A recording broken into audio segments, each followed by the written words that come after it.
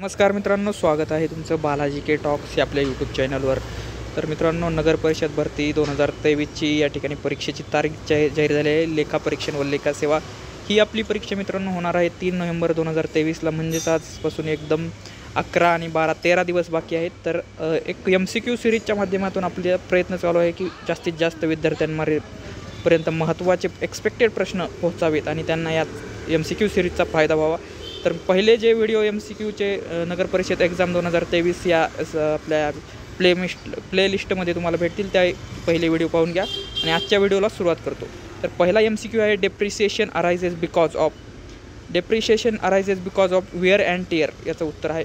दुसरा प्रश्न आहे डेप्रिसिएशन अकाउंटिंगचा. मित्रांनो, डेप्रिसिएशन अकाउंटिंगवर मला सांगू इच्छितो की 2 प्रश्न येण्याची दाट शक्यता आहे. म्हणजे 4 मार्कासाठी. एक तर डेफिनेटली येणार आहे, पण 2 आले तर 4 मार्कासाठी. तर याच्यावर आज आपण जेही काय सर्व बेसिकपासून ॲडव्हान्सपासून जेही प्रश्न येऊ शकतात त्याच्यावर आपण व्हिडिओ करत आहोत. प्लस त्याच्या मेथड्स, डेप्रिसिएशन काढण्याचे सूत्र हेही पाहणार आहोत. तर चला, दुसरा प्रश्न आहे diminishing value method means a method by which. तर diminishing value method means method by which the amount on which depreciation first calculated falls year by year, याचं उत्तर आहे. तिसरा प्रश्न आहे मित्रांनो, म्हणजे डिमिनिशिंग व्हॅल्यू मेथडमध्ये मित्रांनो काय होतं, तर व्हॅल्यू जी आहे डेप्रिसिएशनची इयर बाय इयर या ठिकाणी कमी कमी होत जाते. आणि स्ट्रेट लाईन मेथडवर पुढचा प्रश्न आहे, straight line method of depreciation is method under which. तर मित्रांनो, straight line method depreciation is that method under which depreciation charged at fixed percentage on the original cost of asset. म्हणजे straight line fixed cost method या straight line method आहे ना, यालाच fixed cost मेथडही म्हणतात. आणि याच्यात कसं असतं मित्रांनो, डेप्रिसिएशनवर जे फिक्स्ड पर्सेंटेज दरवर्षी त्याच पर्सेंटेजमध्ये डेप्रिसिएशनवर तो या ठिकाणी डेप्रिसिएशन मायनस केलं जातं. हे एक मेथड आहे. पुढचा प्रश्न आहे depreciation on fixed asset is internal transaction. Depreciation on fixed asset is internal transaction. पुढचा प्रश्न आहे चार्जिंग डेप्रिसिएशन इज कंपल्सरी असतं मित्रांनो.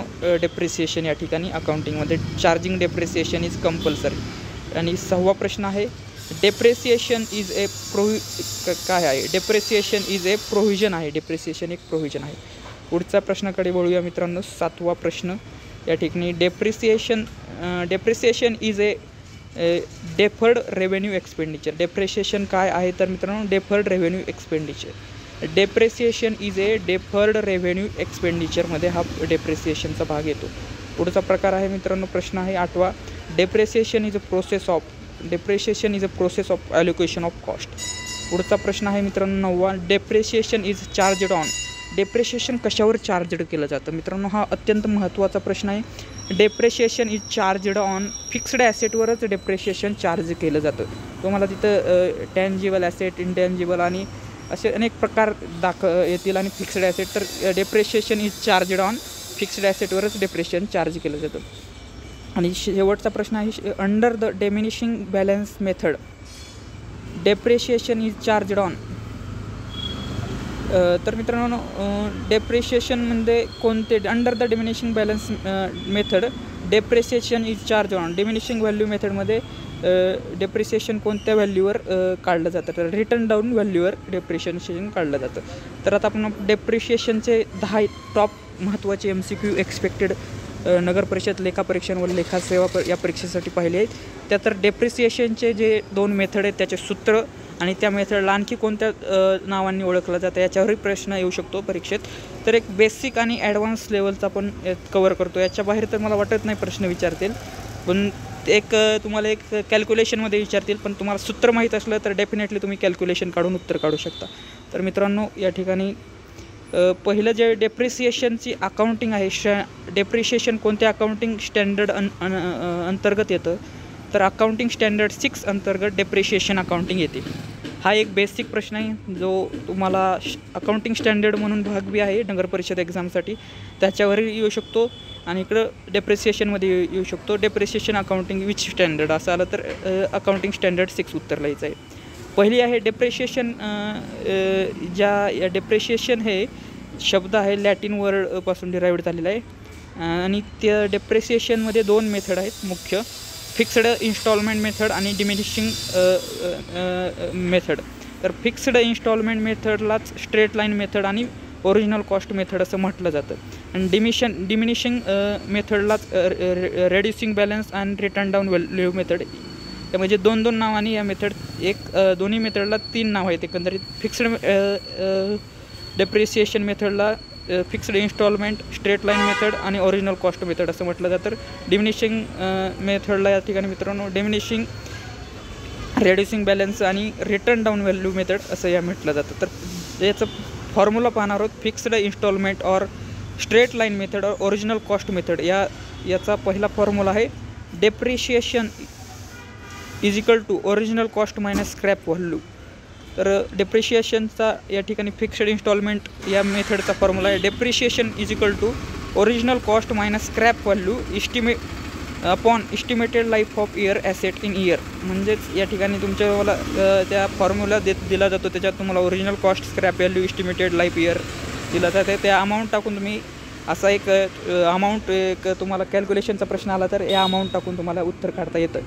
म्हणून हा फॉर्म्युला लक्षात ठेवा. Depreciation is original cost minus scrap value upon estimated life of the asset in year.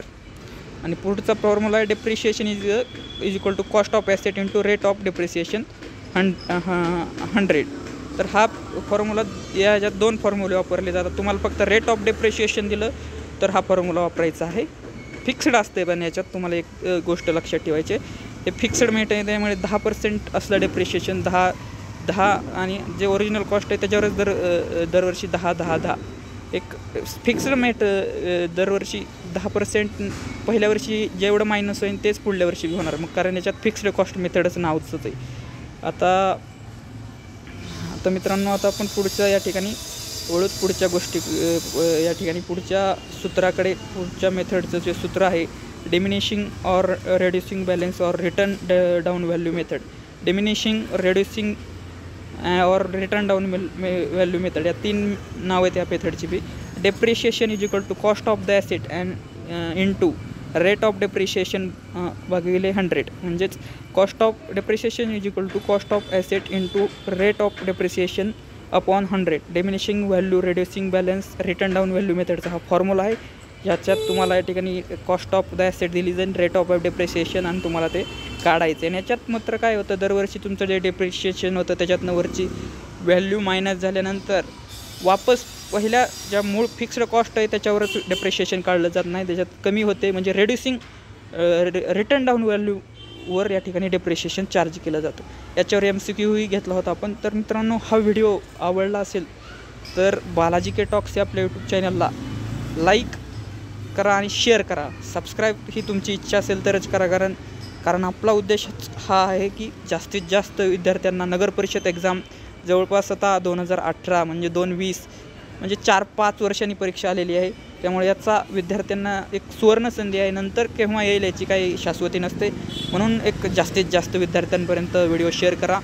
आणि तुम्हाला नगरपरिषद येणाऱ्या लेखापरीक्षण व लेखासेवा परीक्षा ही तुमची 3 नोव्हेंबर 2023 होणार आहे. तर त्याच्यासाठी बालाजी के टॉक्स आपल्या यूट्यूब चॅनल करून हार्दिक शुभेच्छा. आणि आपले नगरपरिषद एक्झामचे MCQ सिरीज नगरपरिषद लेखापरीक्षण व लेखासेवा याचे पाठीमागे आपण 5 ते 6 व्हिडिओ केले आहेत. त्याची एक नगरपरिषद एक्झाम 2023 म्हणून प्लेलिस्ट आहे, त्याच्यात जाऊन एक पहिले व्हिडिओ तुम्ही पाहू शकता. धन्यवाद व्हिडिओ पाहिल्याबद्दल.